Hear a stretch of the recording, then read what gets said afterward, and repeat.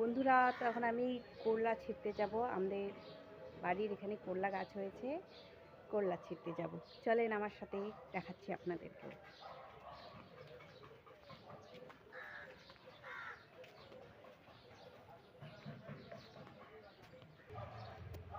বন্ধুরা, এই যে আমার পিছনে করলা গাছটি দেখেন, করলা গাছটি।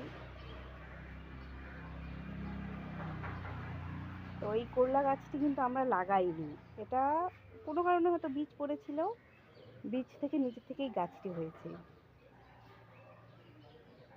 তো এখানে একটু দেখাবো করলা, এই যে দেখেন।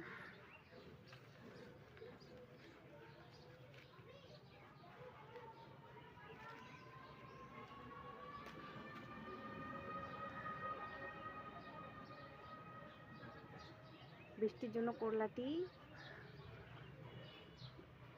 অনেকটাই দাগ হয়ে গেছে, এটা হয়তো একটু বাড়তি হয়ে গেছে।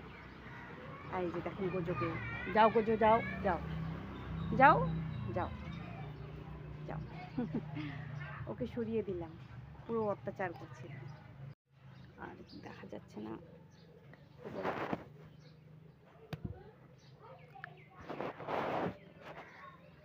এখানে একটা বড় করলা, এই যে একটা বড় করলা দেখা যাচ্ছে, এটাকেও ছিললাম।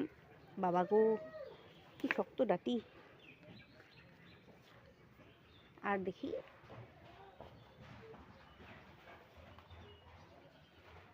করলাগুলি কোথায় আছে, সেগুলো এভাবে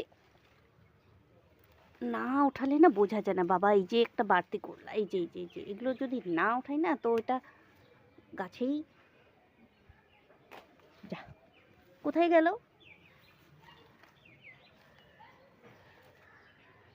এই যে বন্ধুরা,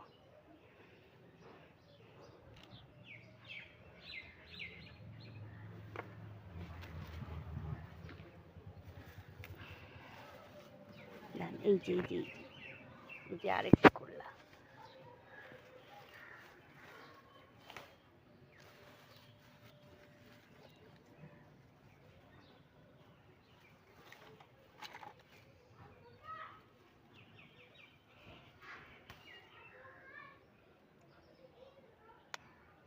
দুটো করলা এই যে এখানে,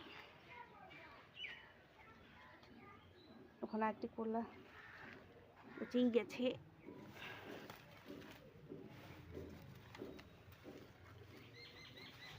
দেখছেন, করলা না ঠিক সময়ে ওঠানো হয়নি, তার জন্য করলাটি একদম হলুদ হয়ে গেছে।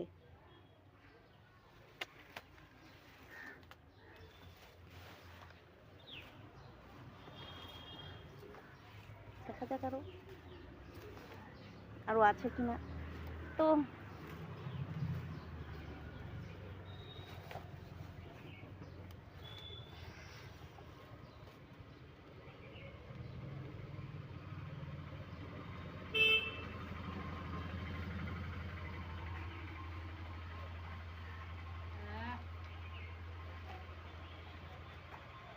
হ্যাঁ, এতগুলো আছে। হ্যাঁ, কোথায় গেল?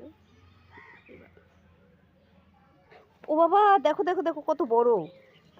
বন্ধুরা দেখো কত বড় একটা, দেখেন অনেক দিন ধরে নাড়া হয়নি, সেই জন্য এত বড়। কিন্তু এটা এই জায়গাটা পেকে গেছে, দেখেন তো। বাবা, এটা রাখলে ভালো হতো, মনে হয় এটা থেকে একটা বীজ হতো। এটার সাথে একটু দেখো, একটা নর্মাল সাইজের করলা, আর এটা দেখেন একটা। তার জন্য করলা না 2-3 দিন পর পরই উঠাতে হয়। আমরা উঠাইনি, কারণ বৃষ্টির জন্য উঠানো হয়নি। আর এখানে দেখেন এই অবস্থা হয়ে গেছে। বাবা, আর করলা গাছ এত পাতা যে বোঝাই যাচ্ছে না।